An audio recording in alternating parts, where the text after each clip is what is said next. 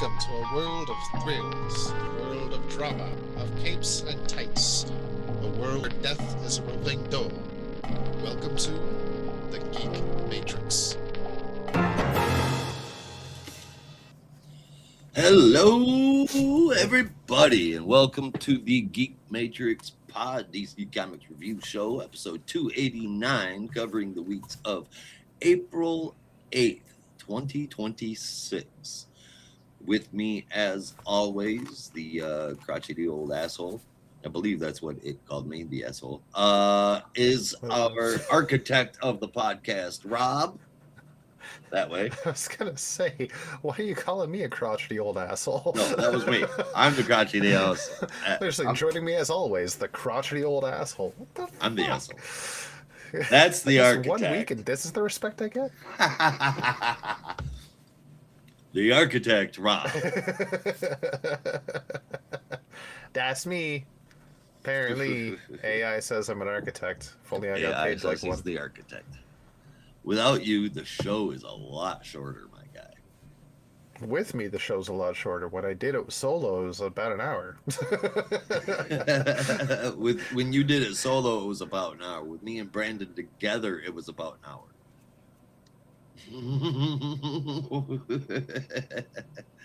You're the architect, man. You make things happen. Well, shit. All right. I just vamp. I guess. I don't know. You make things happen. I just talk about a whole bunch of bullshit. Yep. And the bullshit that we are talking about today, of varying quality, is Green Lantern Corps number 15, Emperor Aquaman number 16, Action Comics number 1097, The Fury of Firestorm number 1, and Absolute Green Lantern number 13, with our honorable mentions for this week being DC Marvel's crossover Supergirl Blade, Marvel and DC, it's Jeff Aquaman, Sirens Love Hurts number 3, The Nice House by the Sea number 9, Bleeding Hearts number 3, and Supergirl number 12. And that's what makes up DC's releases this week. And before we get into talking about those books, we might have a little bit of news that Rob would like to cover, given my memory and lack thereof.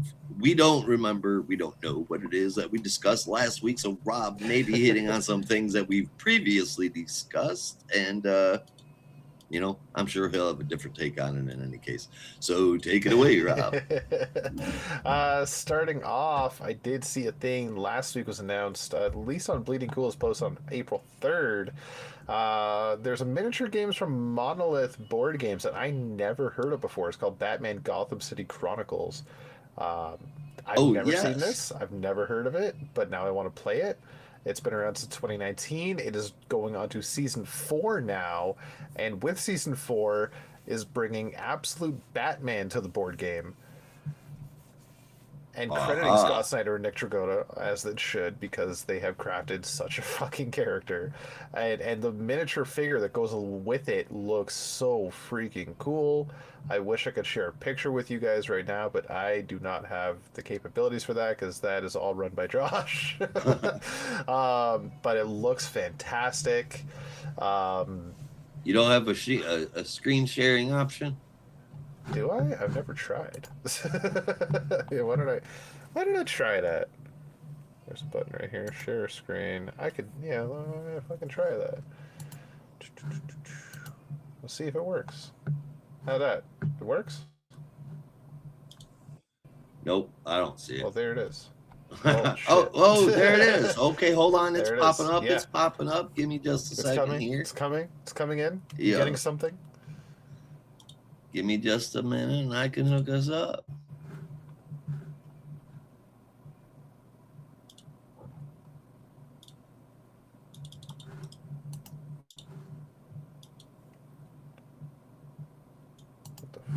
Go away, you stupid pop-up.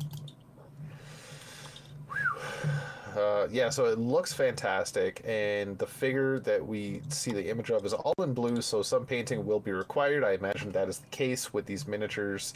I did not see a release date for it. I'm just doing a double check here. No, there's no release date for it, but it is coming soon.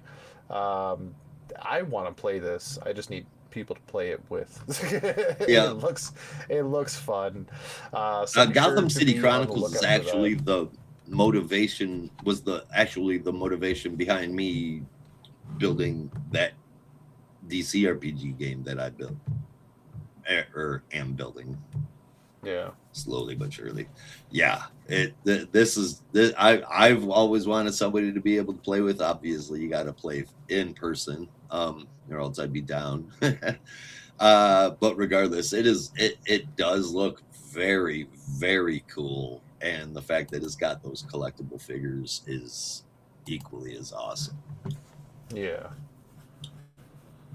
Yeah, I'm excited about that.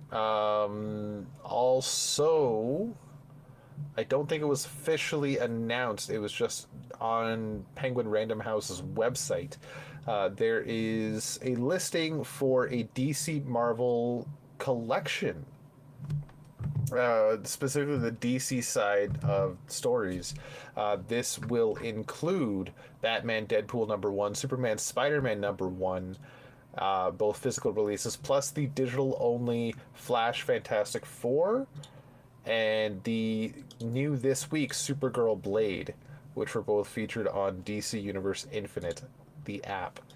I've yet to read Supergirl Blade, but everything else was fun. So be sure to look out for that. It's being listed on the Penguin Random House website, as I mentioned, which is what DC works with. I do not remember what Marvel works with right now, but I believe it's not Penguin. So if there is a Marvel version coming, which would obviously have Deadpool, Batman, Spider-Man, Superman, and then there was Thor, Shazam, and this week it's Jeff, Aquaman. I imagine that would be coming sometime after this. This DC Collected Edition launches September 8th, 2026, for only $30 US, which is a lot cheaper than I thought it would be. Yeah, I thought it would be $40 US. And that's $39.99 is what I figured that the price would be. Yeah, and like I said, that's a $30 hardcover. is cheap. The paperback is coming out the same day for $19.99 US, which is crazy. Now that's pretty crazy. They're just trying to get these books in people's hands, and I'm okay with it. I'm more than okay with it. Yep, absolutely. Which is why I while I don't enjoy it myself, there's a few comics that my kids do enjoy reading in the Go format, the DC Go that can read on the vertical formats. Yeah, on DC Infinite. That whatever it takes to get people to want to buy comics. If those vertical ones will help stoke sales of physical copies, then I am down. Yeah. Also, a whole bunch of new DC Finest were announced, or previewed at least, again on the Penguin Random House website. A lot of them look really good. I'm just sold on, not only, I've been like boasting about Compact Comics, but DC Finest, which came out basically the same time, just as good with the choice they have. So they have coming out later this year, and I think going into next year, Crisis on Infinite Earths Part 2 and 3, which includes obviously portions of the actual 12-issue series, but also a whole bunch of tie-ins. So you're getting the entire story across 3 books. And considering Part 2 only has Crisis #5, maybe more than 3. Yeah, maybe. They also have Harley Quinn, The Ballad of Harley Quinn from Carl Kessel, Terry Dodson, and Rachel Dodson. Green Lantern Setting Up Shop. This is basically, it's the Green Lantern Corps before it became the Green Lantern Corps and into the Green Lantern Corps. Green Lantern #201 to 219. Whoa. What do you mean it's the Green Lantern Corps before it's the Green Lantern Corps? Because it's Green Lantern 201 to 205, and then the Green Lantern Corps 206 to 219. Oh, right. Yeah, that's what I mean. Yeah, yeah. duh. Yeah, plus some others. They have Secret Origins number 9, Action number 589, and Green Lantern Annual number 3. DC Horror, Where Dead Men Walk, which includes House of Secrets 86 to 90, House of Mystery 186 to 190, The Phantom Stranger number 7, The Witching Hour 8 to 12, and The Unexpected 118 to 123. Jerry Conway, Marv Wolfman, Alex Toth, and Bernie Wrightson are on the creative team listed. And it looks to be just a anthology of horror stories from whenever these came out. 60s, 70s, I don't know. It doesn't say the year. 80s even, but it looks interesting. It looks really good. We also have the Doom Patrol from Rachel Pollack. This will be Doom Patrol 64 to 87, an annual, and something called Vertigo Jam number 1. Teen Titans Terra in the Night, classic from Marv Wolfman. I think, yeah, based on the cover, that looks like it's during the time that, was it Jericho was killed, or was it the other brother? Wow, you just said the other brother, and it made me completely forget what his fucking name is. Right, I can't remember. Starts with a D, right? Does it? I don't know. God damn it! I don't hear his name often enough to remember it. It's been a long bring time it. since I bring read him up all the Deathstroke fucking time. Rebirth. Whenever there's something Yeah. funky with Deathstroke going on, I always say it's blank. His and name's then- not even listed in the description of the book, but like that very much is him on the cover. Besides the point, it's New Teen Titans 2132. It's Grant. It's Grant, right? Yes, it's Grant. I will didn't even take have your to word finish. for it. Well, then I will finish looking it up then. Action Comics 536. 536. 536. 580. Oh, okay, that was way off. So yeah, there's that, and then we have DC Finest Events Legends from John Ostrander, Len Wein, John Byrne, and Carl Kessel. Legends 1 to 3. Good. Plus excerpts from Infinity Inc., Hawkman, Secret Origins, Crisis on Infinite Earths number 12, Batman, Detective Comics, Justice League of America, Green Lantern Corps, Fury of Firestorm, Blue Beetle, Cosmic Boy, and Booster Gold.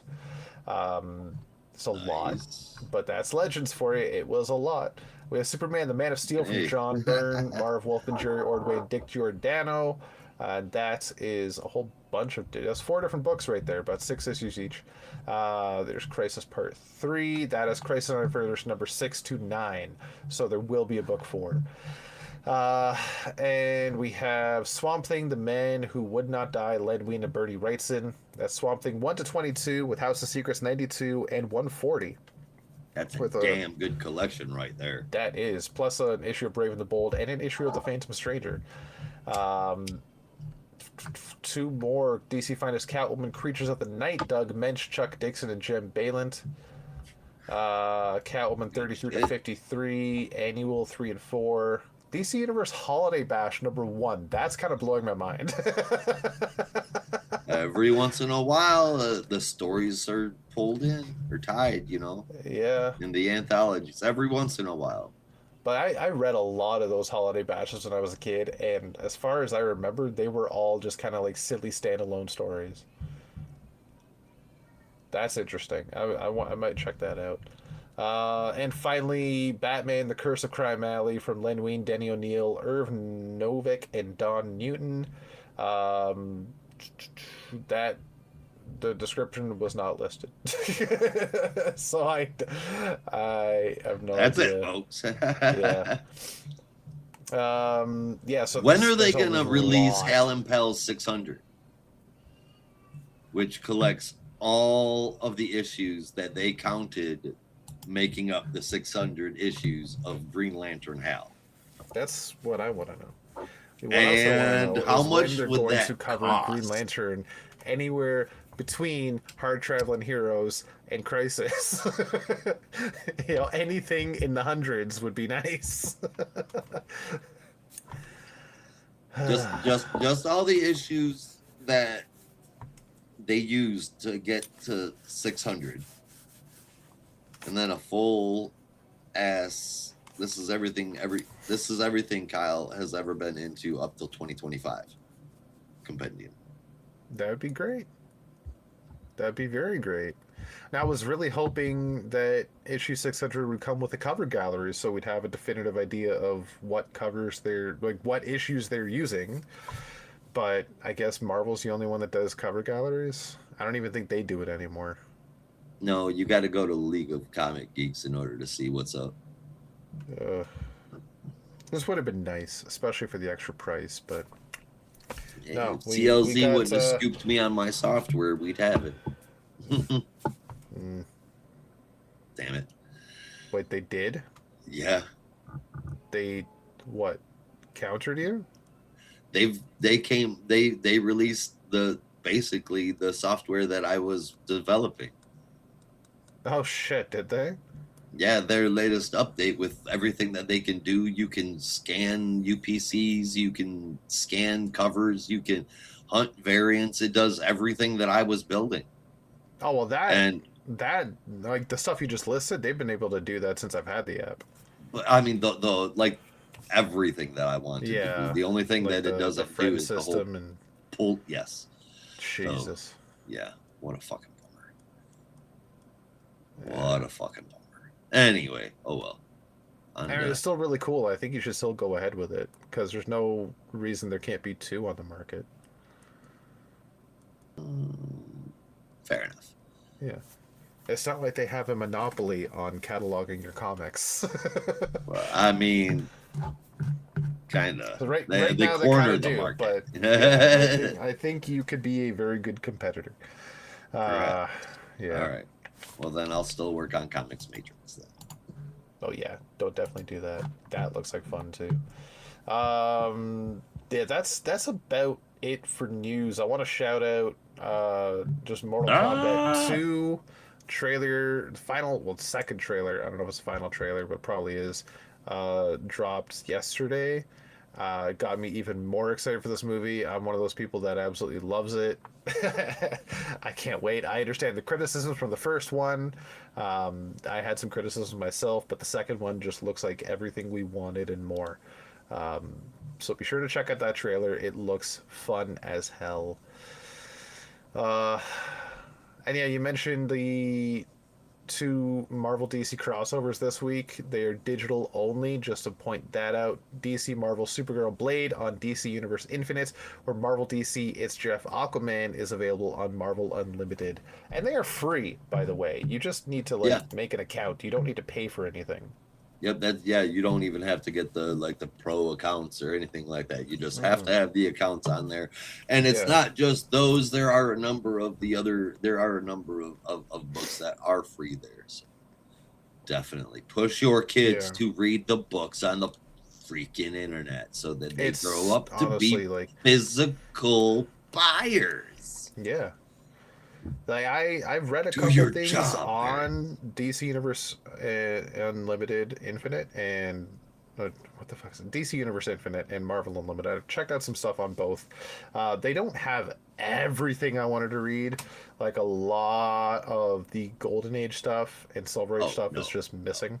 Yeah. But they have a lot of stuff for free. They've got a lot of stuff for free, and they've got a lot of stuff for kids. Yeah. Which is also free. Yeah. Yeah, which is what I'm DC saying. Go get them in there, right? Get them addicted, and let her rip. You were mentioning your kids read DC Go, and that's on DC Universe Infinite, right? Yes. Yep. Yeah. They don't go hog wild, but they do. They're freaking picky, but boy, oh boy, are they picky. Yeah. But they do enjoy stuff current stuff, as modern comics too. Some of it, yes. Yeah. Yep. I'm curious how it would look in a vertical format. I gotta check it out because some of the panels, some of the page layouts are kind of wild these days. I gotta check that out. Yeah, that's about it for me. I haven't had a chance to read any of the honorable mentions yet this week, but pretty much all of them are on my list except for Sirens Love Hurts. Oh, I'm reading all of them. Yeah. Yep, including Love Hurts. Fair. I'm stoked to get into Supergirl, but I'm even more stoked to get into Nice House, and I'm oddly stoked to get into Bleeding Hearts. Like Uh, I'm actually seriously loving that book now. Awesome. That's Yeah, great news. Awesome. Also, I yeah, mean, if you haven't read any of the Love Hurts, give issue one a try. yeah. I'm gonna get into it eventually. Just with my daily Green Lantern challenge is taking up a lot of my free time. Oh, I bet. I The bet. Golden Age books were jam packed. So when I'm reading like Comic Cavalcade or All American Comics, it's kind of like a chill day because it's only 12, 13 pages Haha, and it's a right. simple story. But when I get to like Green Lantern Quarterly, 67 pages, 3 to 4 stories a pop, you got to read the whole thing in one day. I'm like, fuck, all right. Yeah. And I gotta hope and pray that it's not a podcast day so I can just like not rush out other stuff. You know, It's just like, take why my did I do this? Well, time. see, what you need to do is you need to plan ahead on days where you've got issues where you're only reading 12 pages. Do two, so you got a buffer. Well, that's I was doing that, but then it just got Excuse too me. much, and I kind of felt like I was cheating because my whole thing is read one Green Lantern comic a day until I've read them all, and if I'm Yeah, reading I guess two, it. I guess it just the to me it challenge feels is like I'm to cheating. read one every day and not to Yeah, post it every day. So that's fair. That's fair. yeah. But I am posting as I'm reading it, right? That's the thing. So I'm still posting on Reddit every day, um, the same day I read it, so I don't fall behind on Which that. is a Because lot of I'm work. doing the posting like really just for me as well to have a chronicle, like a record of what I've read and what my thoughts were of the issue at the time. It just helps that other people are enjoying it too. Why the fuck not? And I just this week, a couple days ago, came across the first appearance of Solomon Grundy, and that was a cool as hell issue. You're muted. I said right. Yeah. If you haven't read it, it's All American Comics number 61. It's only 12 pages. The art is very old, the story is very old, but that does not detract from the quality. It is a fun story. I highly recommend anybody to go out there and see if you can dig it up. I looked up the price though of that issue. It's like easily like 10 G's. So don't Whoa. try and buy it because you won't be able to unless you're rich. You can find it out there somewhere though. Yeah. Was it 10 G's? I think maybe that was like a 9.8 or something was 10 G's. It was something astronomical. You gotta go crawling around in the sewers to get If only Killer it. Croc can get it for us. Yeah, Yes. according to GoCollect.com, a 9.6 last sold in 2021 for 138,000. Yeah, A grade 138,000. a That's grade that's 2 graded 2 sold in 2021 for 10,800. a two A grade 2. sold for over 10 grand. Yeah. Jesus A Christ. grade 4 is being listed for 12,005.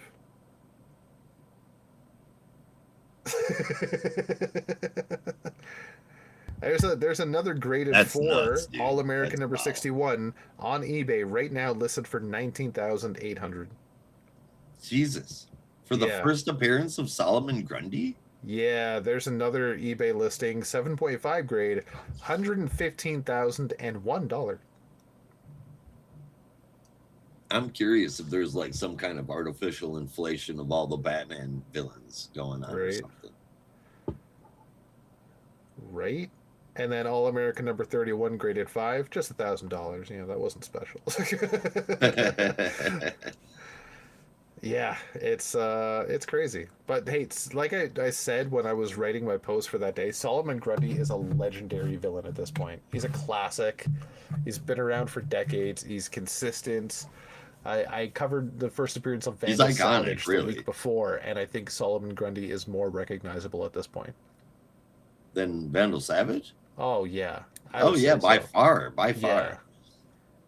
Yeah, more popular, more recognizable, easier to work with. I mean, let's 'Cause be you can honest just here. shove Grundy Solomon into a Grundy's story. got a hell of a log line. I mean, Yeah. you know, Born on a Monday. Everybody remembers hearing that during a cartoon, if nothing else. Yeah. And he's such an easy insert into almost any story. Or walking through some spooky woods. Wait, is this Slaughter Swamp? Oh my god, it's Grundy! Yep. It's just fucking easy. Mm-hmm. And But Vandal Savage is a little more he's also a involved. nice addition to a supernatural team, be it good or bad. Yes. Quite so. So yeah, if you're looking to get the first appearance of Grundy, good luck. That's all I'm saying. I hope you got some scratch to spare. Yeah, that's about it for me. That's about it. Well, then that's all there is. Other than that Killer Croc, I got that for my birthday. Thanks, That looks fam. good. That looks really good. Well, then I guess what we're gonna do now is kick off the reviews. Yeah. You want to start us off there, Rob? Yeah. My phone would stop popping off. Holy crap. I was wondering. All right, this is Green Lantern Corps number 15. Yep. Written by Morgan Hampton with art from Fernando Pazarin and Auclair Albert. Colors from Rick Prianto. Letters from Dave Sharp. And the cover from Pazarin, Albert, and Prianto. Picking up where we left off pretty much exactly. Parallax has infected John Stewart. Not completely, though, because his ring AI in the form of his mother is doing its best to protect him inside his mind and help him fight the Parallax influence. And good old Shirley Stewart is doing a damn good job. However, the ring is quickly losing charge. When this whole mental battle started, it was only at 12% power left, and by the end of it, it gets to 0.1%. Shirley Stewart's AI, unfortunately, dissipates, but not before saving her son from Parallax and helping him find the strength he needed inside him all along. But this is more than just that. This was a moment for Shirley and John to just sit down, talk, and hash out the pain he's been going through. And they did just that. And John was able to overcome not just his fear, but his own guilt, his own emotions, his own depression, and everything that's going on inside him. Because if you've been paying attention to John's story over the last few years, you know he's been going through some shit. That whole thing ends with Parallax being ousted from John's body. Meanwhile, Soranik was able to reclaim her yellow ring from her time in the Sinestro Corps, and was able to capture Parallax in a yellow bubble, as well as somebody she calls brother, which I guess is basically confirming to us, unless Morgan Hampton didn't get the memo, that Sin Sun, aka Korg, is her brother. Actually, yeah. Yep. So that puts him as like legitimately Sinestro's son. There's no more question. I mean, I was thinking about it just a few days before this issue came out. Are the Sinestro Sons going to show up, and are we ever going to get confirmation that Sin Sun is actually Sinestro's son? Because they never did confirm that, from what I remember. No, I'm going to take this as confirmation. Not that I remember either. Yeah. I mean, they encountered, but there was still nothing definitive. I'm glad that we finally got it. That's Sinestro's kid. Nice. Yeah. And, what does he grow into? Yeah, that's the thing. So yeah, him and Drew Zod, the little Zod, showed up and were able to help out as well. Meanwhile, hang on 1 second. You gotta be shitting me!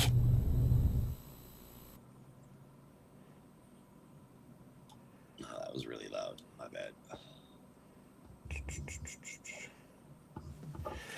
On Buyouts, where we saw our resident team of multicolored lanterns come across the Manhunters, much to their surprise, and not surprised at the same time. I think they're more surprised the fact that Buyout is a thing again. Right. Yeah. Bit of a surprise. The Manhunters have surrounded Fatality, Razor, and Guy Gardner, and they're a little bit stuck because they don't know what to do next. But they're analyzing the situation and realizing that maybe they're not only protecting Proselyte but also using Proselyte for energy. Meanwhile, Aya on the Interceptor ship remembers when Kyle first found her on an Owen satellite.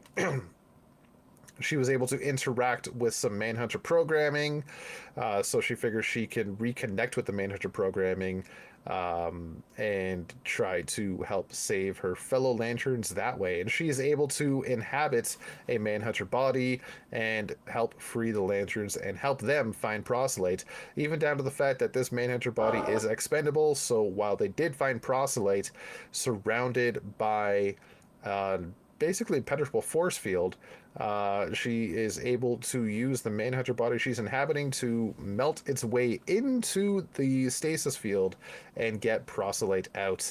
But at that point, she also realizes that, wait a minute, if I'm able to connect to the Manhunters, maybe they can connect to me, so why can't I connect to my body? What the fuck's going on?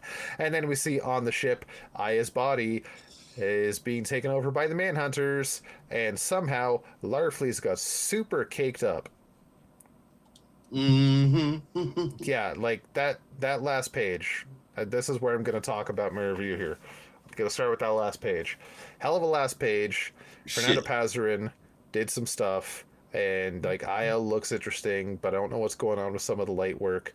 But the biggest distracting thing here is Larfleeze's booty is right there.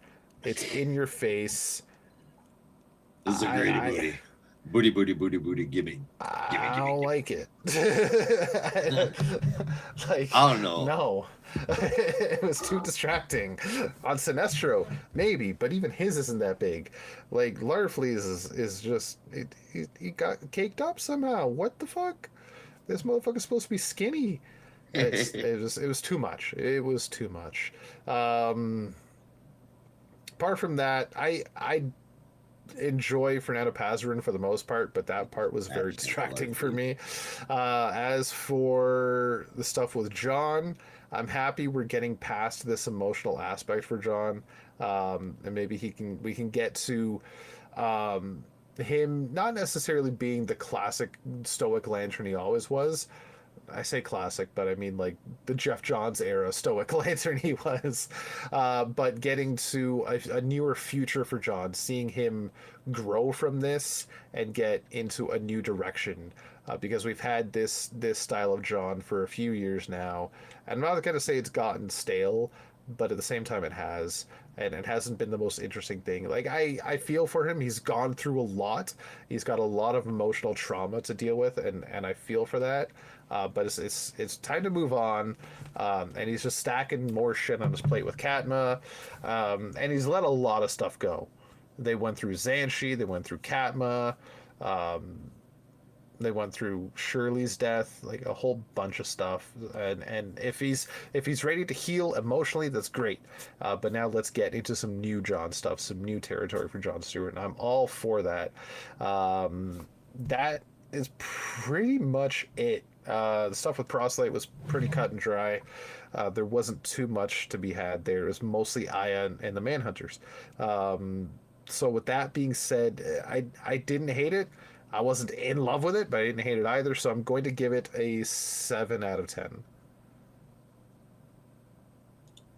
Right on. I mean, I'm not going to lie. Larfleeze's ass didn't get in my way. I can't believe you're fat shaming Larfleeze. But Larfleeze's ass didn't bother me none. He's still skinny as fuck, but that ass was fat with a PH. But I got to the end of this issue with the Manhunters taking control of Aya, and like the whole rest of the issue dropped away. I literally had to go read it again. That kind of just blew me away. Aya is like, if I understand correctly, like the epitome of technological development, right? At least all in technological development, yeah. Right. That's insane. The Manhunters being in charge of that, that's got me really fucking curious. Now I wonder why Manhunters and Brainiacs have never teamed up. But past that, I really John wanna say losing they his mom to have. the ring, lost his mom because the ring's battery hit 0. Damn, man. I mean, it was good. There were times where it felt like it was a lot, but it was ultimately a pretty damn good issue. Kind of heavy, very, very chock full of everything, but not too dense. And that's the saving grace of it. Things that are happening in it are kind of jaw dropping, and it's all great art. I give it an 8.25 out of 10. It sounded like I'm critiquing it. It just, there was a lot in here that I had to process because I didn't expect any of this. Yeah. But a hell of a read. 8.25 out of 10. I am just hoping for more exciting things for the other entities, at least. They've got 2 so far. And there's... Do they have any more? Yeah, no, so they got 5 more to go. Mm-hmm. Whoops. I forgot to turn covers on. Yeah. Damn it, Bobby. Yeah. Whoa. Whoa, Bobby. I mean, Jimmy. Damn it, Jimmy. All right. Uh. All right. Emperor Aquaman number 16 is our next book, and I'll walk us through it. Written by Jeremy Adams with art inside and out, drawn by John Timms, and colored by Rex Locus with letters from Dave Sharp. I'm actually going to be able to summarize this one up pretty fast. Using the blue, Arthur is able to restore Mara's powers to full strength, and though it takes away from his finer magic control of the water, he's still in control of the blue. King Shark also shows up, having a prophetic vision as the others on the KO tournament did, showing that Arthur is the one that saves everyone. He swears his fealty to him. Arthur and others go off to travel the blue, looking for people that may need help. They find the first lighthouse for the blue, filled with ant people. It doesn't take long to find out that the ant people are filled up with parasites. After being freed by Arthur, who uses his control of the blue to lower the temperature of the molecules of the water to freeze the parasites, as they noted the water was pretty warm, and Arthur and them then move on. Meanwhile, Lolana and Sandra go to recruit an ally, none other than Black Manta. So the cover said we're going to need a bigger comic book. I think that's hilarious. I mean, I'm sure that's not a reference to me at all, but I say it all the time whenever a book needs more pages. This definitely could have used more pages. The inside, the first short adventure, shows us the kind of stuff that we can expect from the Emperor Aquaman series, expeditions out into the blue. Could be looking at a lot of monsters of the week. We could be looking at larger overall storylines. I'd almost wager we'll definitely be looking at the 2 of them merged. And I'm excited for it. This was a great entry, a good kickoff, and a fun read. The art was done very well, both illustration and colors, and I'm really looking forward to what Black Manta's response will be, considering the half-ally status that they had while they were in Aquaman. This was real good stuff. 8.5 out of 10 from me. Yeah, the stuff with the sharks was interesting.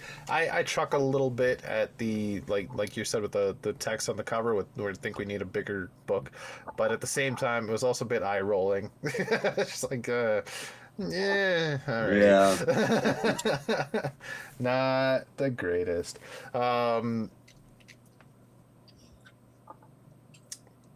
But I get that. You know how I feel about words on books. Yeah. Covers. Words on books. Jesus. Don't put words on books. Yeah. The hell? Pictures only, damn it.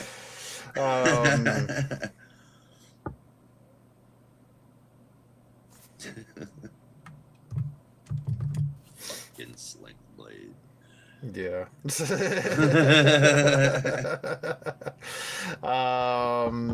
yeah, so with the stuff with the sharks, so it was cool. My big distraction though was Karshawn, because wasn't that long ago I read his first appearance in Green Lantern number 24, and Yeah. looked very different, Mm. and looked only mildly like a shark. And yes, he was a hyper evolved shark. He actually is a shark, but he didn't look anything like he does here. And I can't wait to see the evolution, because I know Karshawn after a while does start to look more like an actual shark, but it takes a very long time. So I know even during the Crisis tie-ins, he still looks like his Silver Age version. Doesn't look like a real shark. So I don't know if this is just like artist oversight over the years, just like, oh, he's a shark man. Okay, so he looks like Killer Shark or King Shark. So yeah, let's just do that. But he didn't always. That's the thing. So I don't know. That was just kind of nagging at me. I can't wait to see the evolution and hope it actually does happen, and not just an artist error. But having all three shark characters together was fun. Having King Shark show up and be like, I saw a vision, I know you're the king. You are Emperor Aquaman. I will follow you to the ends of the oceans. It's like that. Okay, that's cool. And he proved himself.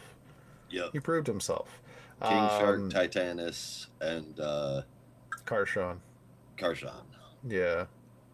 Which I forget what his villain name was. That was like his given name, but he had another villain name.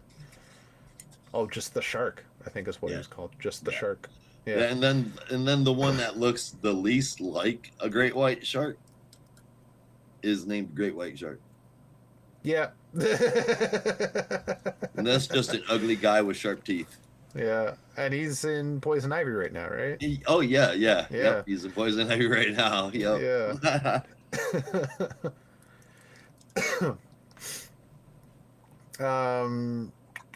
Yeah, so this going across the blue and visiting other planets and having like kind of one big ocean, very interesting idea. I'm actually really stoked on that. It looks cool.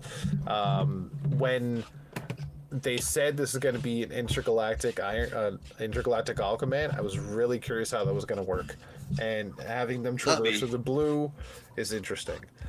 We've been talking about this since the confluence. We have been betting those ideas around, and at this point, I refuse to believe that Jeremy Adams didn't listen to those ideas we were talking about the confluence being the ocean's connected everywhere, and Aquaman. It should be the blue. It should be a part of the Parliaments. It should be. We did. I'm telling you. Yeah. I'm telling you. Yeah. That was fucking 4 years ago or 5 years ago that we did that shit. Pretty much, yeah. Mira got her powers back, but Aquaman still has his. Interesting, like how he was able to just like unlock her abilities again, but I don't know how return them to her, because he had them. Didn't even really do that.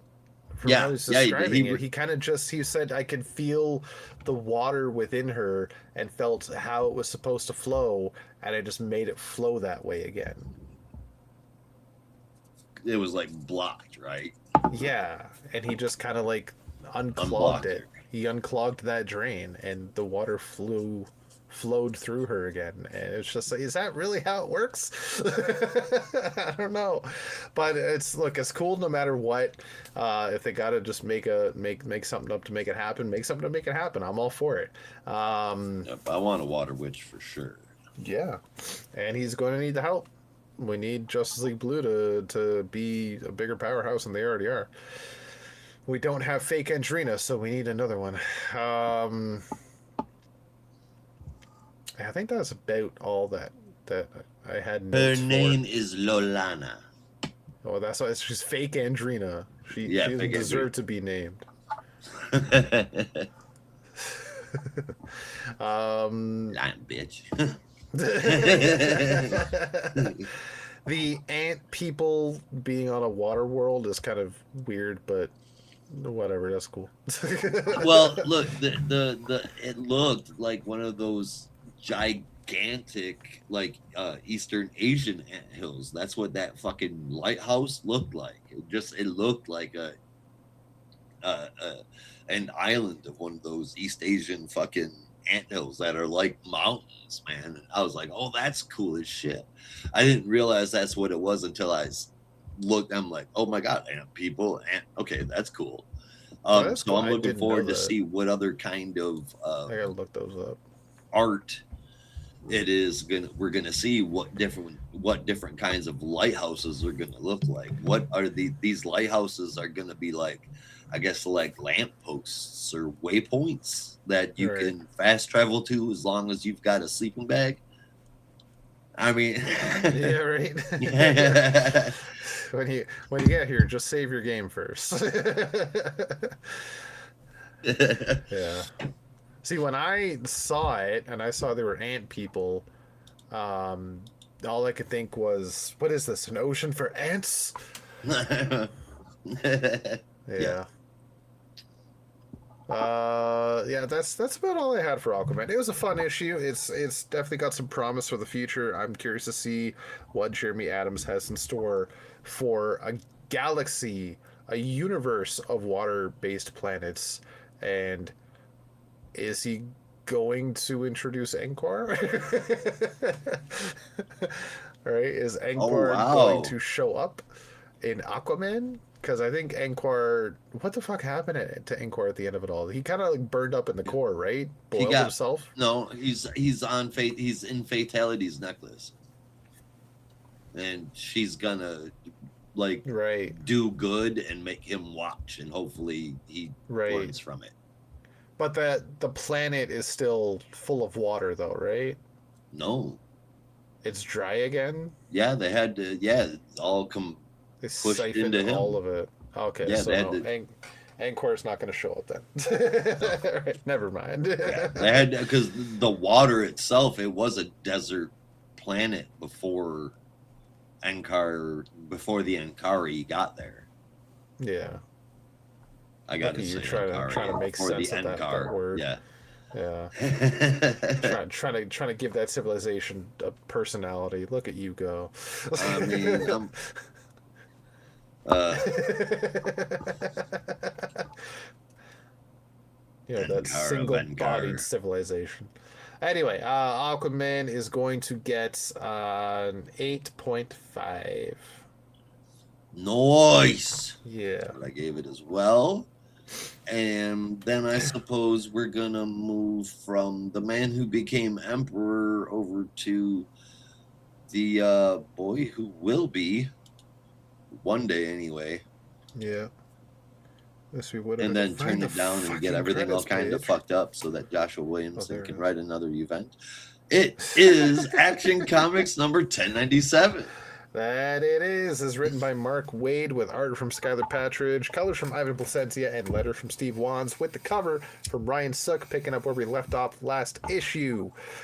Heroes from the future have made it to the past. At least the future is our present day. Booster Gold, Martian Manhunter, and Mary Marvel have crash landed in Metropolis at the Metropolis Expo, right in front of Superboy, and jumping out of a mysterious alien device that may or may not be Kryptonian, but hey, Clark does not know what Krypton is yet, so he can't answer that question. He's still too young to have known that.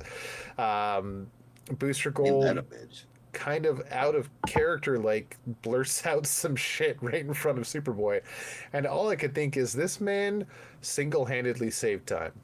He should know better by now. In fact, that's why I say out of character, because I feel like he's grown enough to know not to do that. And now he's I don't know stopped about himself. grown enough. With Dan Jurgens' recent run, he was all about being a fucking social media star. Like social media star, one thing, and like being full of himself, yes, but to have grown enough as a time traveler to know how to not break time. Right, that's the thing. He went. Dan Jurgens and Jeff Johns wrote some pretty epic time travel stuff for him. He watched Batgirl get shot by the Joker dozens of times because he tried his damnedest to save her. And he learned that lesson quickly, that sometimes time is just solidified, and sometimes you can't change it, but sometimes you will, and you need to learn how to stop that. Everybody needs to read that run, right? Everybody, because it was a growing moment for Booster. That's why I say this felt out of character, because it just didn't look right. But beyond that, they're going up against this villain called, if I can remember his freaking name, Epoch. Also a time traveler. But sees Superman as a teenager, he says, and thinks it's a perfect opportunity. They kind of blast him away. He disappears. So our intrepid time-traveling heroes stick around with Superboy for the time being, and they are staying at the Kent farm with Ma and Pa, Jonathan and Martha. And at this point, Jonathan and Martha are just all dialed in.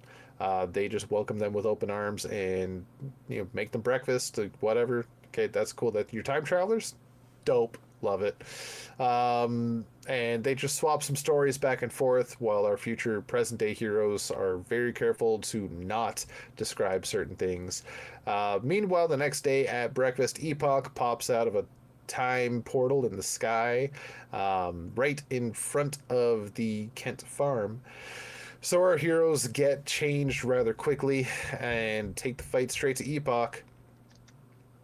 However, after a brief skirmish, Epoch just decides he's going to disappear, and that is when Clark realizes that there's something wrong with the barn, so he flies over and finds that Epoch may have disappeared, but he took Clark's rocket ship with him.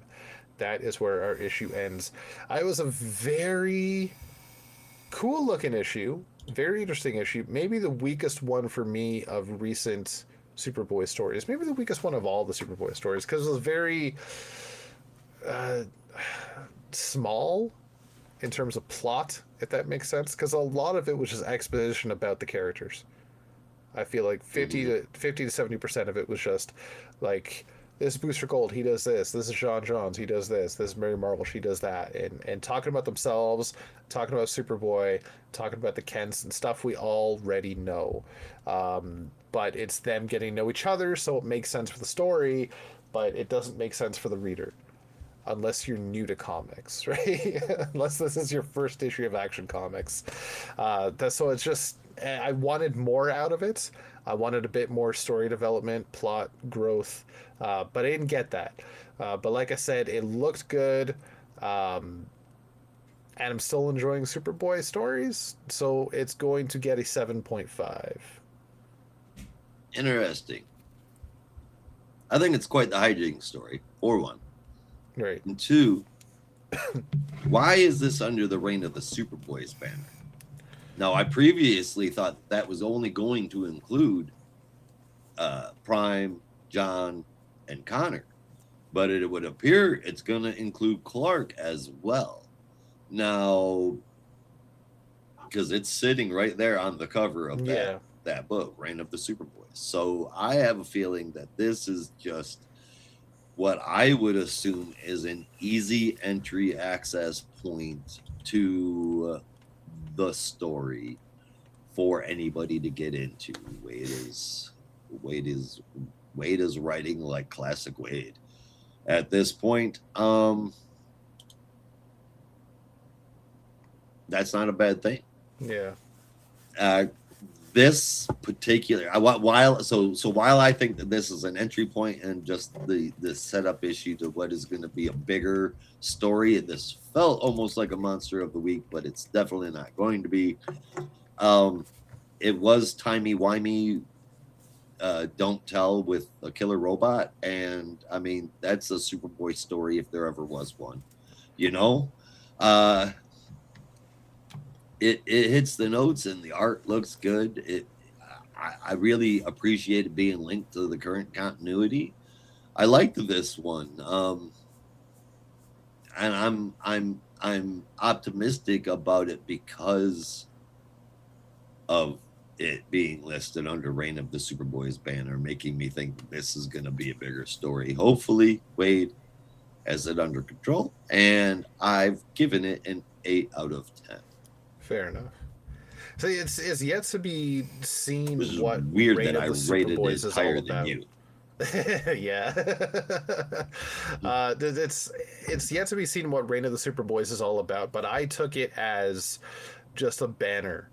Like not necessarily meaningless, but kind of just there for the sake of being there because Superman is not here.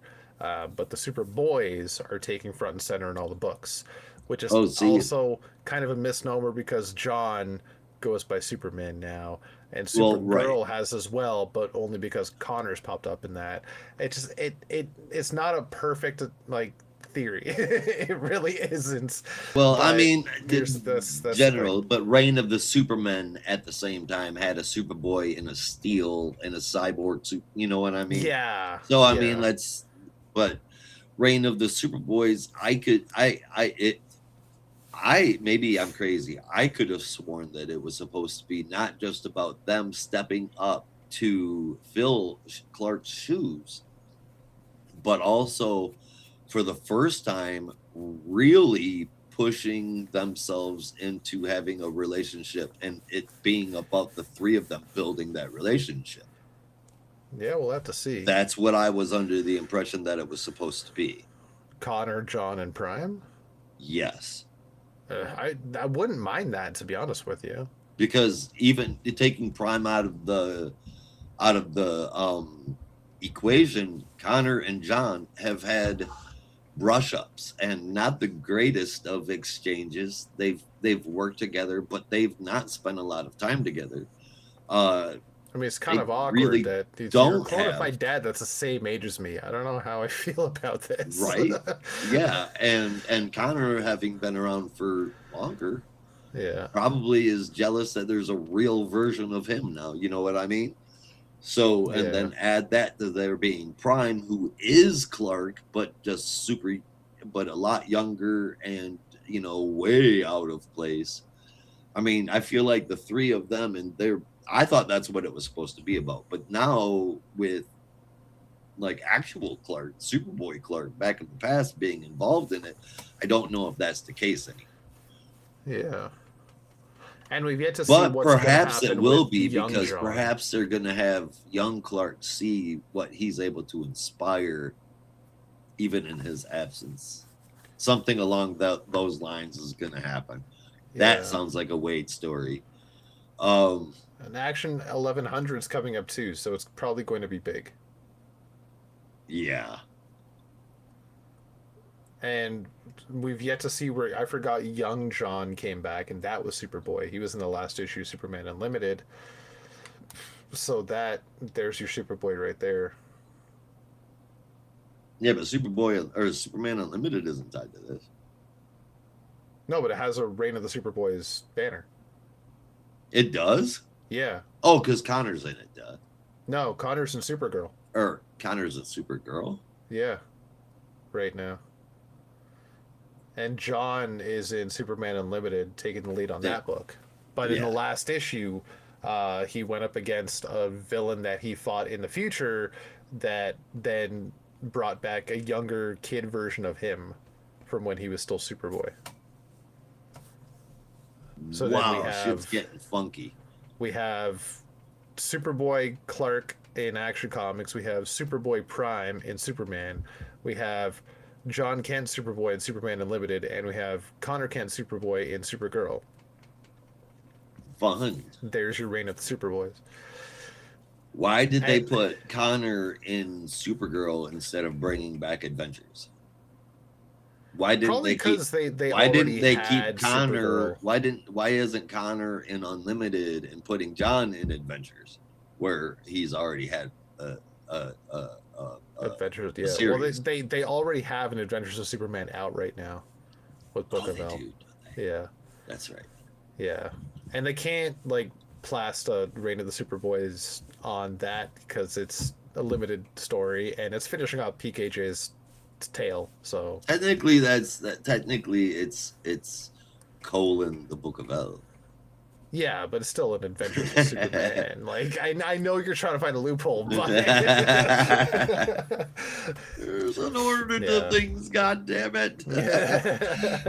But the last note I have about this is, and I'm just going to bring up something we've been talking about over the past couple of years, and this just kind of solidifies it even more.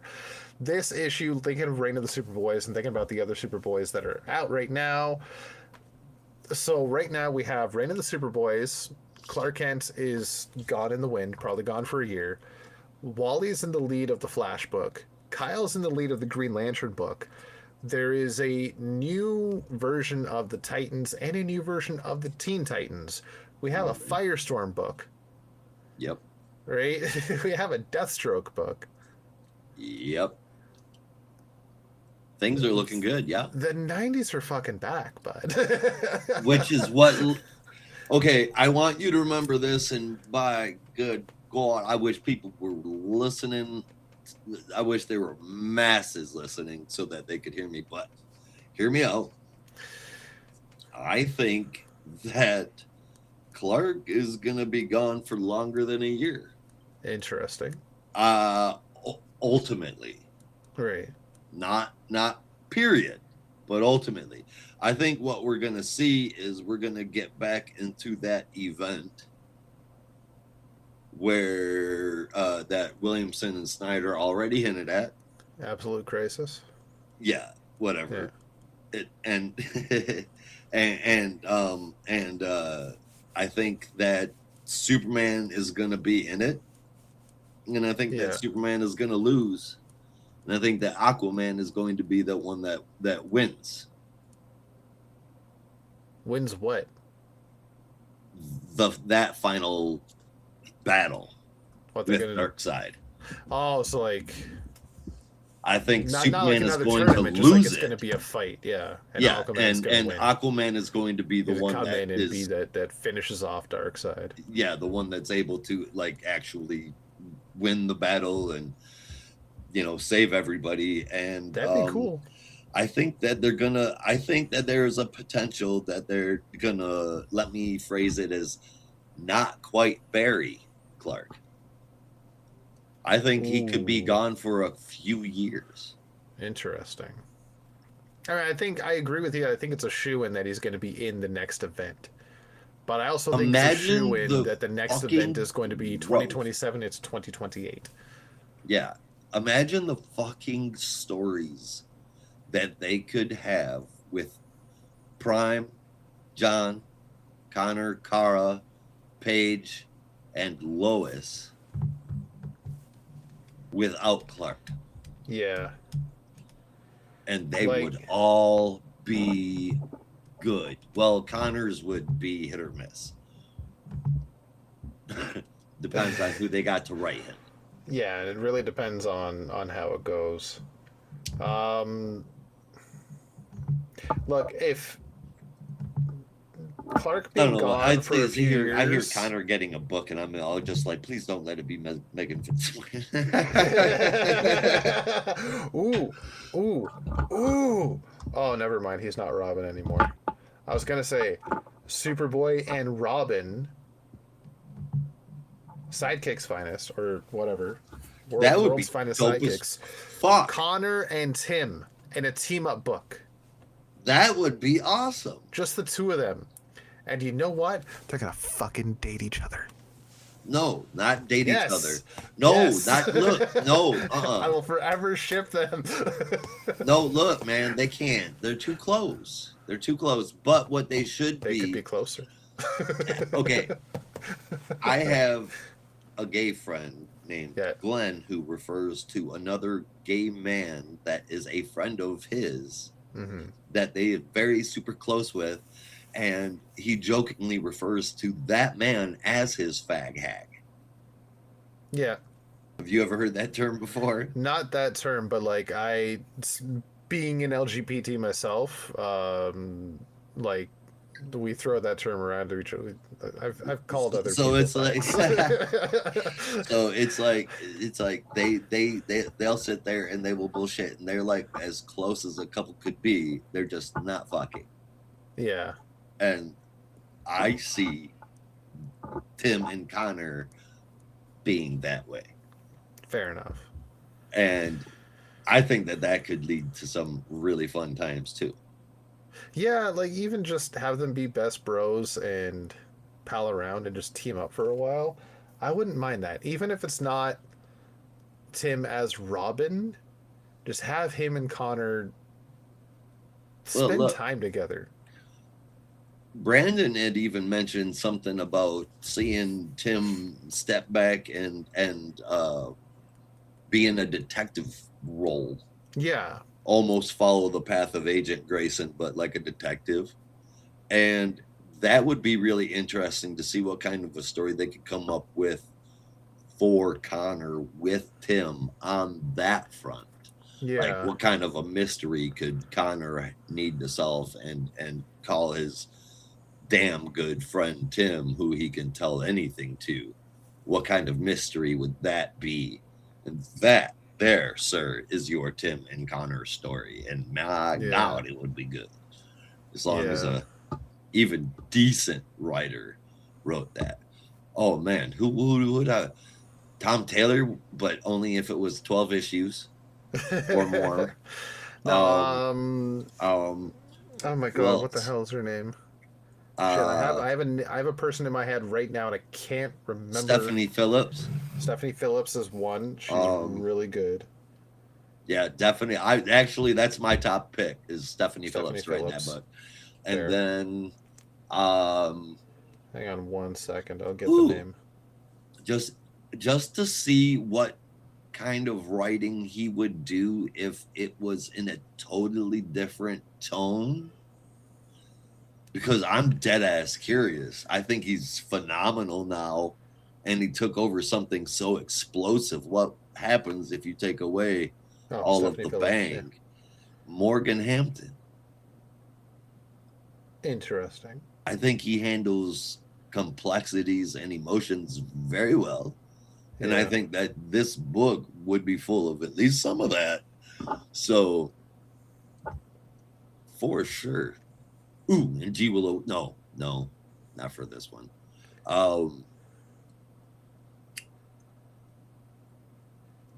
Wait, who? Oh, man. Dan Waters.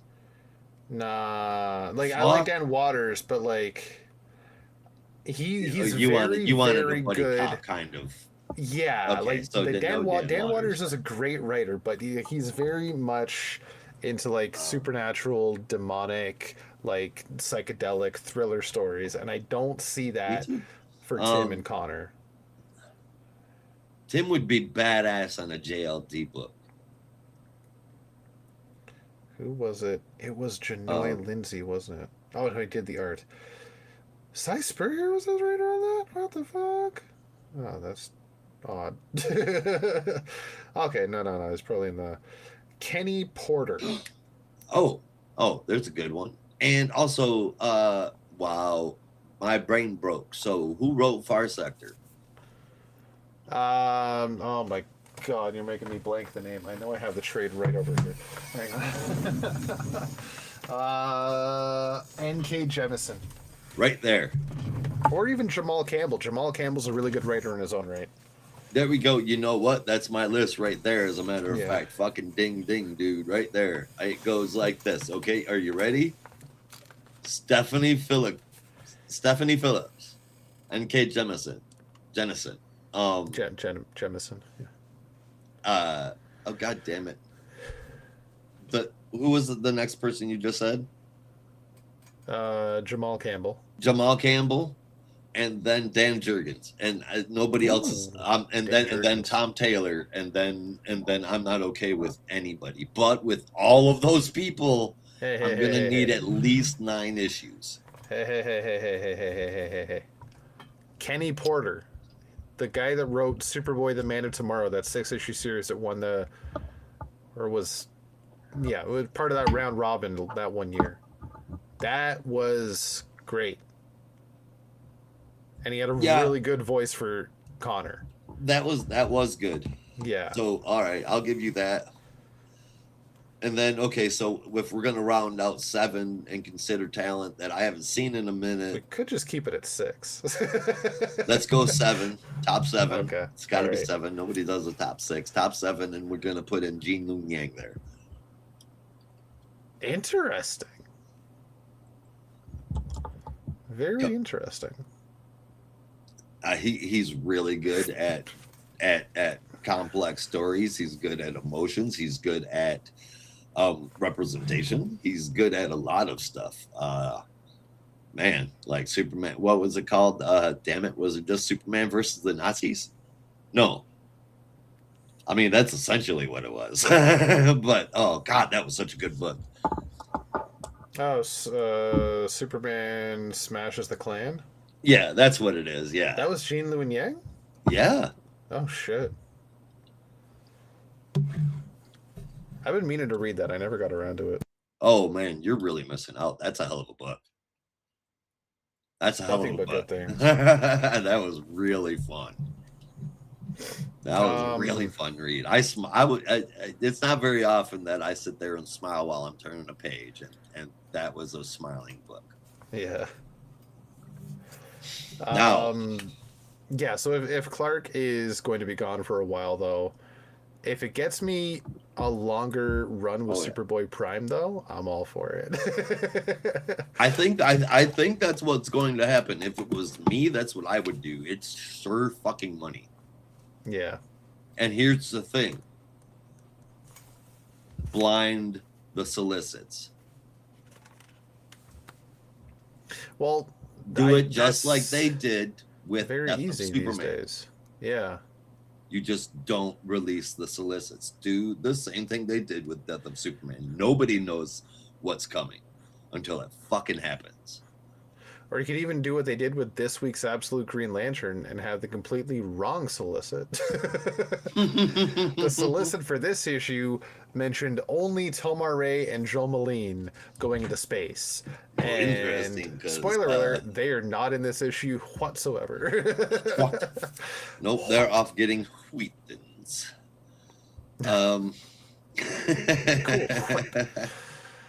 Yeah.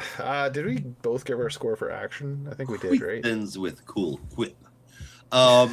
8 out of 10 for Action Comics from me, and I think Right, you no, I gave could it a say 7.5. 7.5. Yeah. Yeah.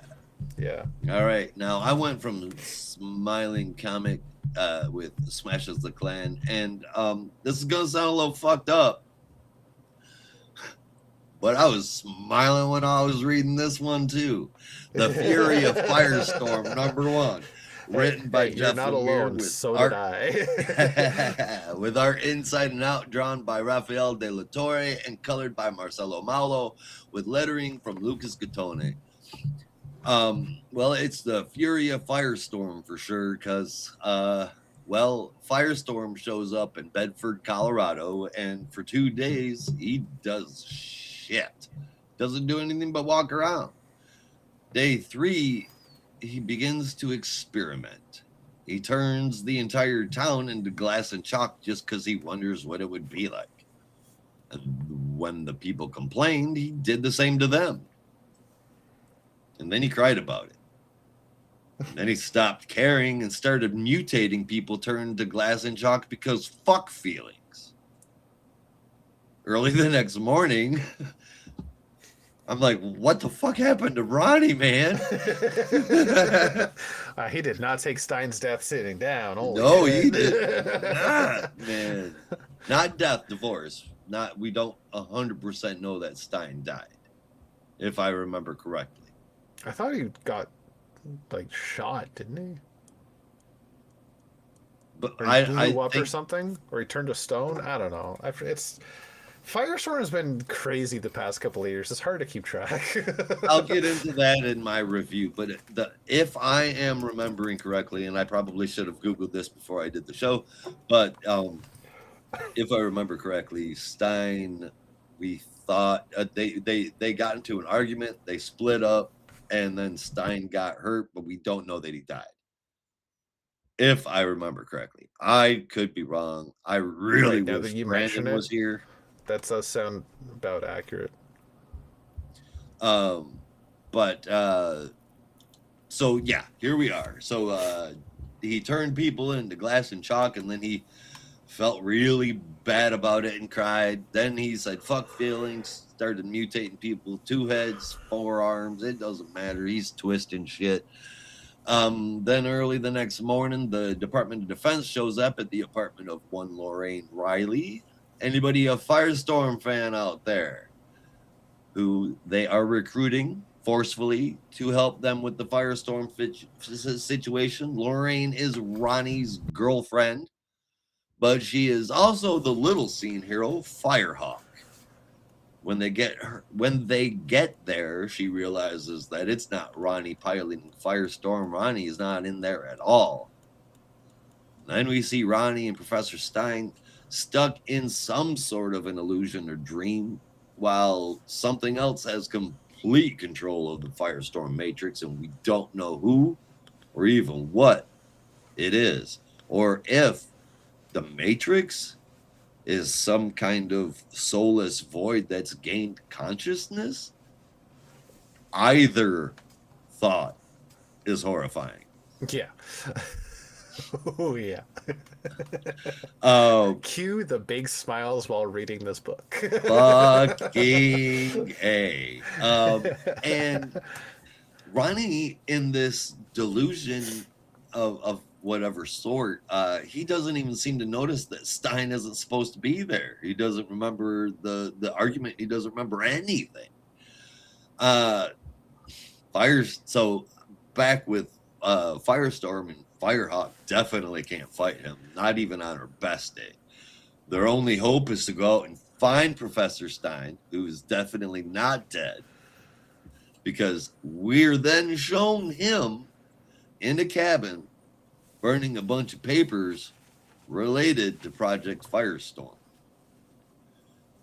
And he's got some hair on him too. He's been there a while. Yep. What a way to kick this book off. And ultimately, what a great way to end up straightening out the Firestorm character and story itself. There's a lot of potential here with the character. There always has been. Firestorm is one of my favorite characters. His story just gets mucked up. There's a lot of storylines out there that have just been dumped, just dropped in the middle of them, and unfortunately, that's left Firestorm hanging a number of times. So, I'm hoping we're going to get a bit of a Lantern wash treatment and get one hell of a story that straightens everything out and is a Firestorm from here on out kind of book. And I think Lemire is the kind of person that could definitely pull that off. This was one hell of a setup issue, and all of that is in addition to the fact that the art is perfect. Jeez, you're an Adobe Dickles there. I am so here for issue number 2. Yeah. I gave it a 9 out of 10. I gave it a 1 out of 10. Have you been reading Green Lantern alongside me? Because you I'm reading that every single day. It's perfect. Certainly. That's Adobe Dickles and a boy. What do you mean? I went into this not knowing what to expect, because when you go into a Firestorm book, it's either going to be fantastic or it's going to be a convoluted mess. Yep. And I just went in with no expectations, like, I'm going to see what I see, I'm going to see what I enjoy, I'm going to see if I like it. And by the end of the first 2 pages, I was sold. I was done. All right. I got to the end of the last page. I'm like, oh, fuck, this is an all-timer Firestorm run, and it's only the first issue. Guaranteed right here. If Jeff Lemire's JSA is any indication, his Firestorm is going to rock the Firestorm fan base, if not the comic world. It's going to go places. I'm fucking, man, I just look, the shit that Lemire has written, and I'm not even just talking like indie titles, because if you bring in the indie titles, then it's hands down, why isn't this guy making fuck tons more money?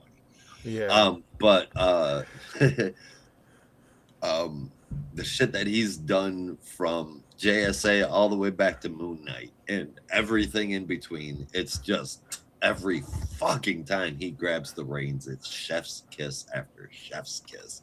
Yeah. I have no doubt this will be no different. Like, me and Brandon are one of 6 fans on this planet of Justice League United, aka Justice League Canada, and I will forever love that book.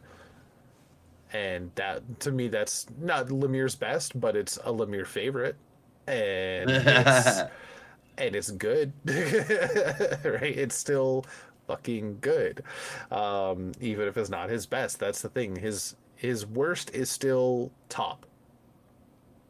Yeah, If that makes sense. and that's right? That's not a bad thing to have said about you, huh? No. But this book, yeah, it was. Sorry, what was your score for it? I gave it a 9 out of 10. Yeah, because mine is also a 9 out of 10 right away. Only because there's something holding it back for a 10. I don't know what yet. I can't quite put my finger on what it is that's holding it back a little bit, but it is definitely an all-timer run. This is a easy 9 out of 10, maybe even a 9.5 out of 10. This is a fantastic first issue. We've been talking about it so far today. I'm talking about it for years now.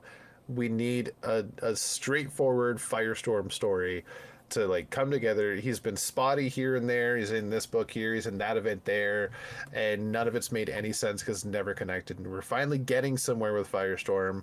This is what we needed, and just the mere whim of an idea that the Firestorm Matrix could have gained sentience and be operating by itself and decides that humanity is just its plaything is a horrific idea.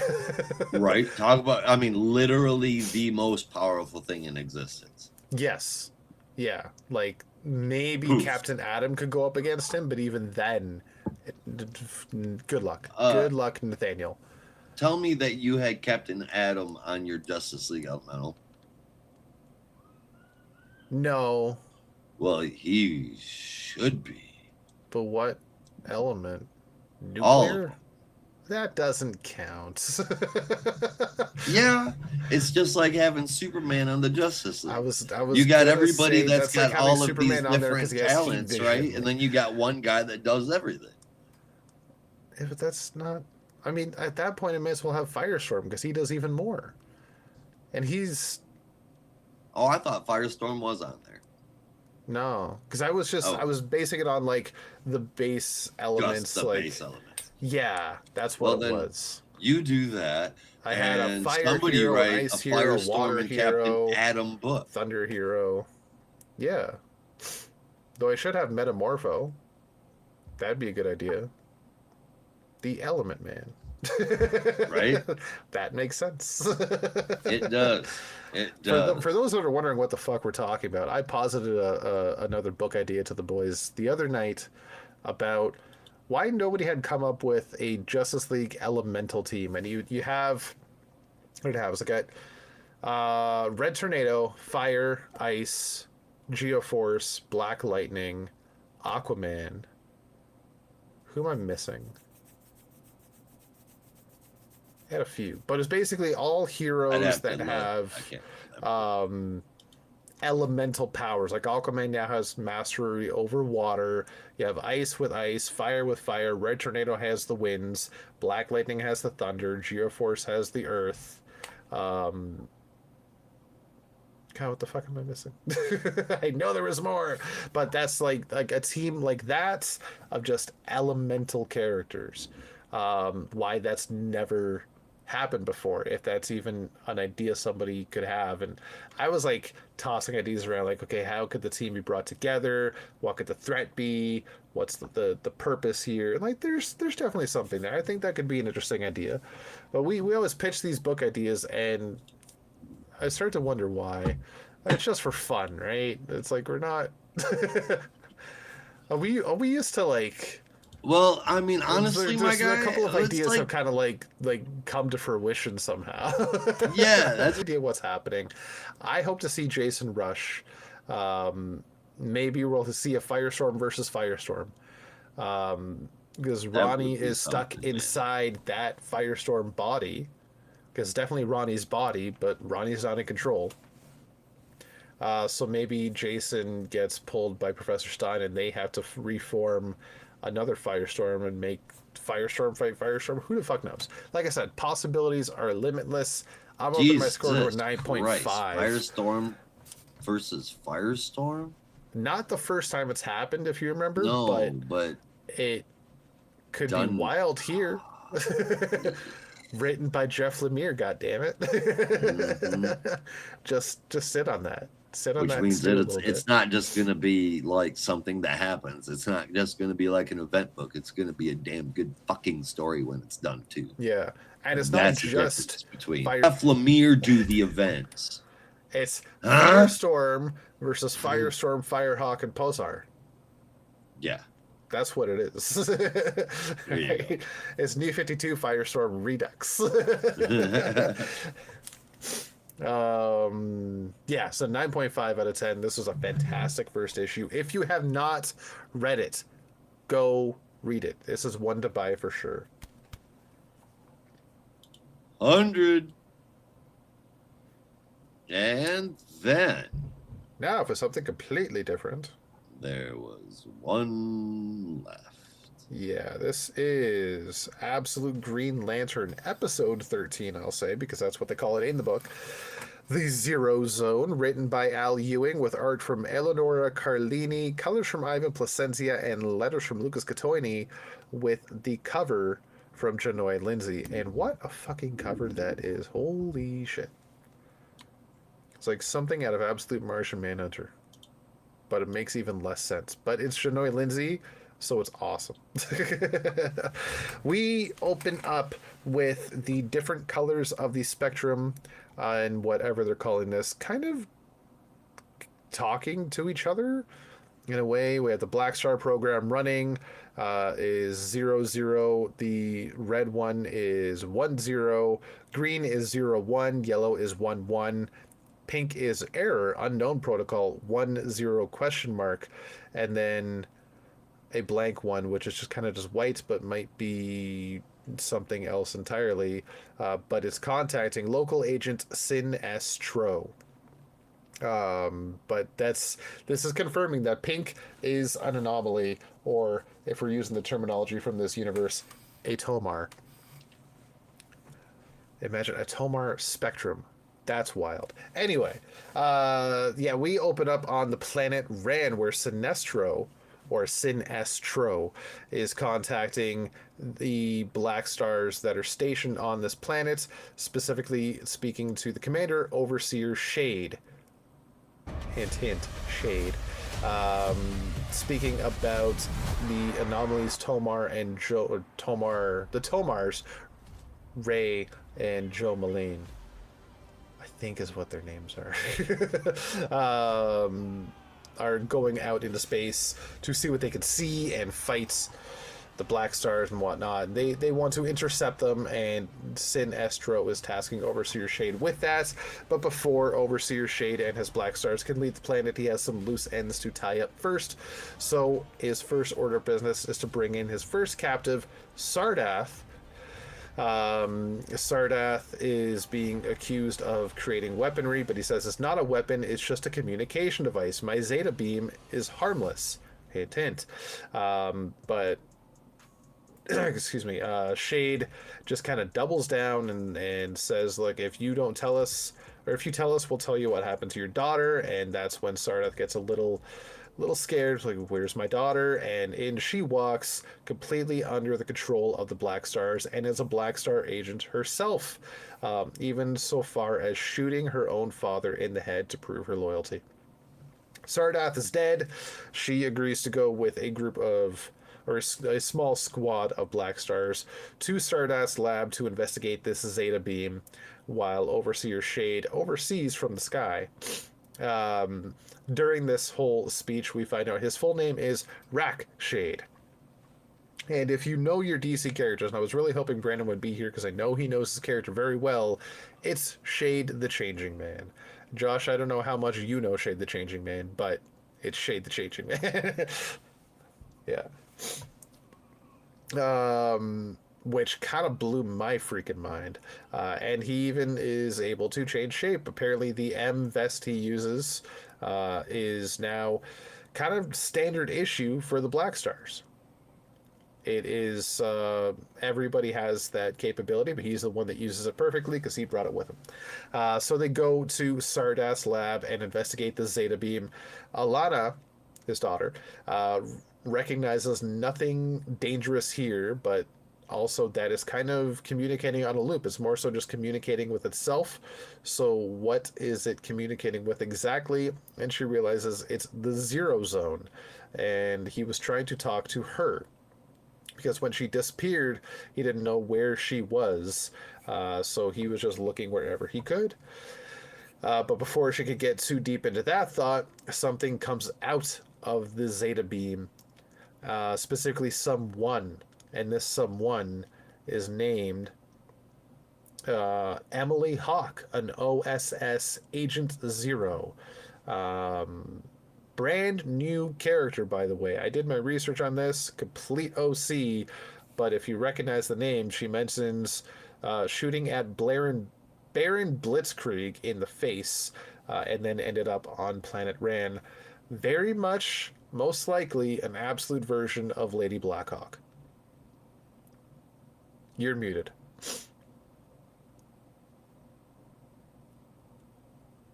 Still muted. You're still muted. I was double muted. There you go. Now you're not muted. Wowza. That is exactly who I thought that was, though. Yeah. It's like I looked totally it up. Fucking absolute. That's the only thing that made that fucking it's absolute Lady It's the Blackhawk. only thing.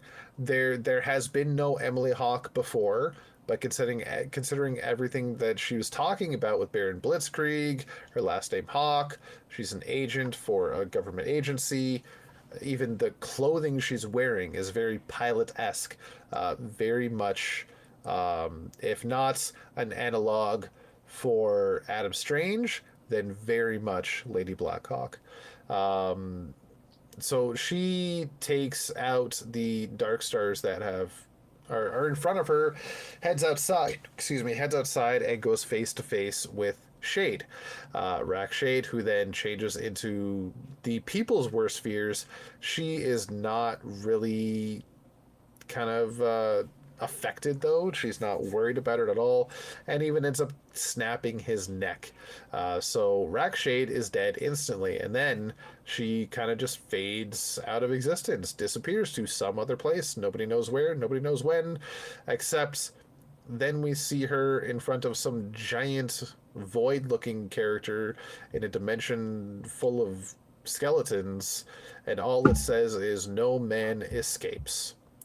That is where our issue ends. Potentially, that is the Zero Zone, and most likely, that is a manhunter. But what is it manhunting? Who is she? What is Sinestro planning? Who is Mu? What is Quard? Where is Mogo? And what the fuck is wrong with Alana, man? Shit. She shot Sardath in the head? Damn, we didn't even get to see Adam Strange. But a lot of questions out of this issue. It looked fantastic. It was crazy. This might be my favorite one so far. and especially considering there was no real Green Lantern stuff happening in this issue. That's not knocking what we've seen with Joe Mullane so far. Like, I can't wait to get to the two Tomars going through space together to find whatever it is they're trying to find. Mogo, Quard, Controller Mu, Sinestro, who knows? They're going out there to, like, fight evil, and I'm all for it. But this might be my favorite issue so far. It was wild. It was crazy. It threw characters in I never thought would ever be in a Green Lantern book again, or period. Especially Shade the Changing Man. That was out of fucking nowhere. He was a Black Star. Who the hell else is going to be an intergalactic character at this point? Right? I know Shade was from another planet, but as a Black Star, blew my mind. So yeah, I'm giving this a 9 out of 10. This was solid, and I think you're muted again. There you go. I must be hitting the spacebar or so. Yeah. I thought the inclusion of Shade the Changing Man was really cool. I fucking loved it. To see Shade show up in a main DC title was something I've low-key wanted for a long time, and every time something like that happens, I love it. And I think it's because I really want a Shade and Ten-Eyed Man crossover story, but without pitching that fucking book. This is the first time I've said this about the Absolute Green Lantern book, but I didn't like this. The art was horrible. Really? Yeah, I thought the proportions are all off. That weird ass dragon thing, I couldn't tell if that was a part of a ship, something following the ship, part of that one guy's cowl. I couldn't figure out what was happening in like anything. And I mean, maybe it was just because of the art, but like I felt lost throughout the entire thing with what was happening. You have a million questions, and you're like the closest thing to an Owen somebody could be. I felt completely fucking lost. There was so much. I know who Moo the controller is and things like that, but this is so far out there and so much new shit all at one time that it was just too much. And then it was all wrapped up in art that I definitely could not find a way to appreciate. Absolute Green Lantern number 13, man. I hate to do this on the number 13 too, but fucking ouch. 4 out of 10. Shoot. I just couldn't. And that's with me giving an extra point because of Shade. They're saving an extra point because it's I just couldn't get into it, man. That art was just bonkers. Damn. Needed some direction. Fair enough. I mean, I felt the art worked only because of how crazy the story was. It needed something a little out there. When you have characters like Shade the Changing Man and anything that goes on the planet Ran, you need shit to be a little wild. But I get it if it's not your cup of tea. I mean, Mitch Garad did that shit just fucking fine. You know what I mean? You didn't have to make it psychedelic. You just fucking draw it.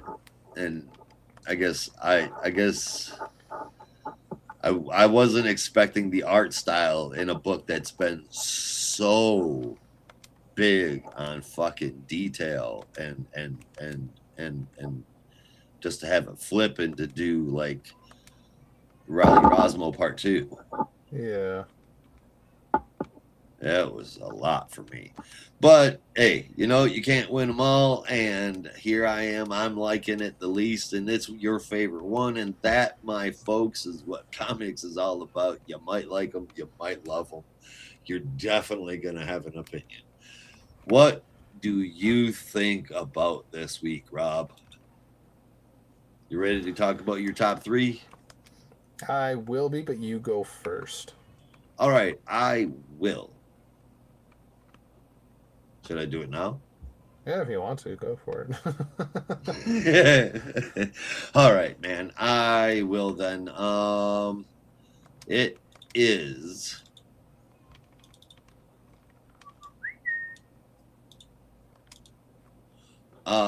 My top 3 are Green Lantern Corps number 15 in 3rd place. 2nd place is Emperor Aquaman number 16.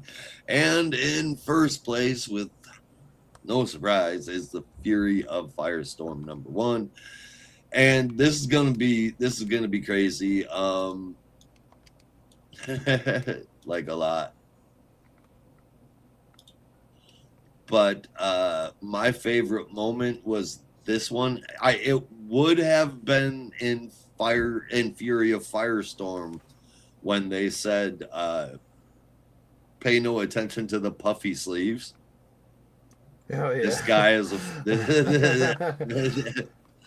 that would have been my favorite moment if it wasn't for Wade here throwing himself into the book with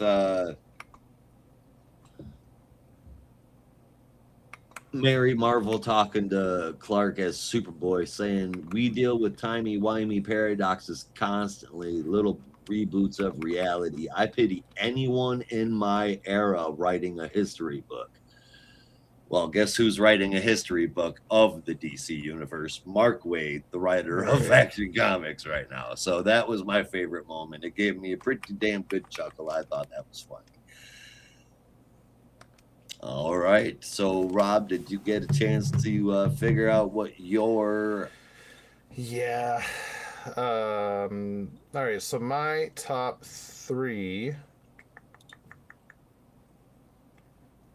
So I'm just writing down the last two scores.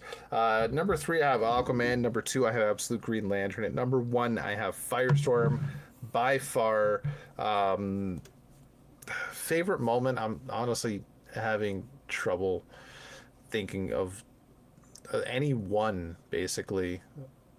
Like anything at all. There wasn't many standout moments for me.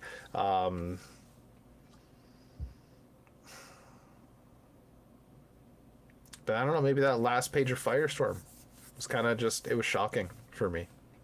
Say that one more time. That last page of Firestorm with fucking right. Yeah, that grizzled looking Professor Stein. Yep. And then the mystery was solved. Yeah. He did not die off panel. Fucking exactly. It. And God damn it, I'm sitting here thinking, all right, they're going to get Stein back. He's going to have a problem figuring out how to fuse the Matrix. They're going to have to figure out how to force it so that he can get back in there and talk to Ronnie. And it never even fucking crossed my mind that they may reach out and try and form another Firestorm to fight the soulless Firestorm Matrix. Holy shit. Makes sense to me. It does. And you know what? They were like, you know what, man? I tell you what, we're not going to give Josh Matrix back in the form of Supergirl. So we're going to give him just the Firestorm Matrix as a Matrix. It's like when they gave me Grid. Thank you, guys. All right.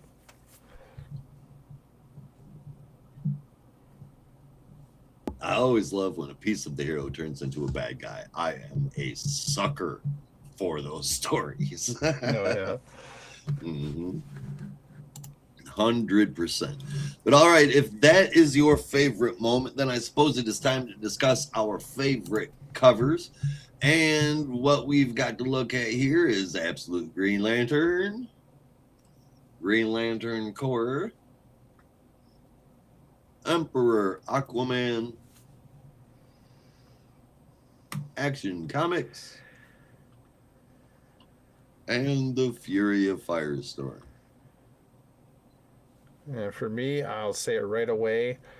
Not many standout covers this week for me either, but I'm gonna give it to the Fury of Firestorm because it's exciting. There was, I wasn't a big fan of this.